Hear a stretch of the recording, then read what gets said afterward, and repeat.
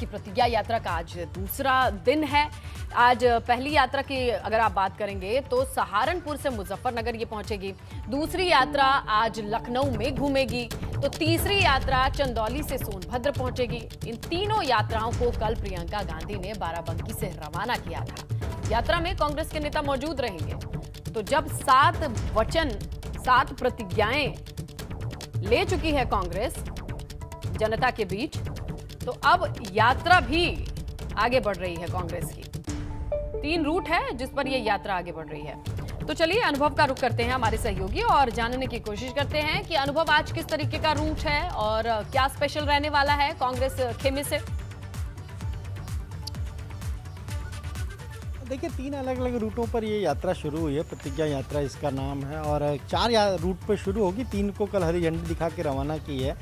उसमें बाराबंकी से एक यात्रा निकली है, एक वाराणसी से और एक सहारनपुर से। तो अलग अलग जगहों पर फोकस है, खासतौर से कांग्रेस का, प्रियंका गांधी वाड्रा का, जो उन्होंने अपनी प्रतिज्ञाएं, जो एक तरीके से हम कहें कि मैनिफेस्टो का ही एक हिस्सा है।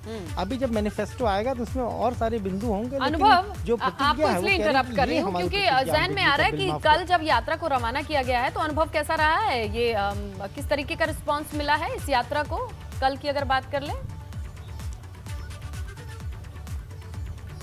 अब देखिए ये बाराबंकी से शुरुआत की, वहाँ पर जाकर हरी झंडी दिखाई। हालांकि राजधानी लखनऊ से भी कर सकती थी, पर बाराबंकी आप जानते हैं क्योंकि पीएल पुनिया उसे अपना गढ़ मानते हैं, वहाँ से वो सांसद रहे, फिर उनके बेटे अपने बेटे तनुज को लड़ाया।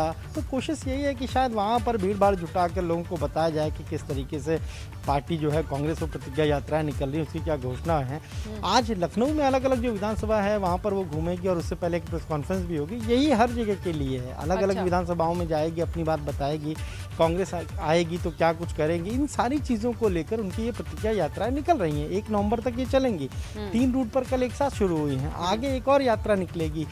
कांग्रेस का फोकस यही है कि कैसे इस उत्तर प्रदेश में जो 32 वर्षों का उनका सूखा है, सत्ता से वो बाहर हैं, वापसी कैसे की जाए। मुश्किल है, बड़ा चैलेंज है, पर प्रियंका गांधी वाड्रा कह रही कि उन्होंने इस चैलेंज को एक्सेप्ट किया है। तभी तो देखिए 40% महिलाओं को टिकट देने की घोषणा कर दी। एक इसे कांग्रेस कह रही है कि ये ऐतिहासिक फैसला है। इसके अलावा आप देखिए किस तरीके से कहा कि हम जो बच्चियां हैं, जो लड़कियां हैं, उन्हें हम स्मार्टफोन देंगे, इलेक्ट्रिक स्कूटर देंगे, ये सारी चीज़ें। और जो भी कोई मुद्दा होता है उसमें सबसे आगे कौन नजर आता है? प्रियंका गांधी वाड्रा नजर आती है। तो यही बातें वो जनता के बीच चलिए अच्छी बात है, अच्छे मनोबल के साथ प्रयास बहुत मायने रखता है और लोकतंत्र की खूबसूरती यही है कि विपक्ष मजबूत हो और प्रियंका की कोशिश दिखाई दे रही है। कितनी रंग लाती है ये बात की बात है।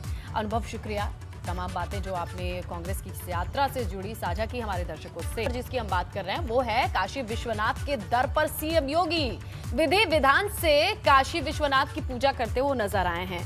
वैदिक मंत्रोच्चार के बीच सीएम ने पूजा अर्चना की है।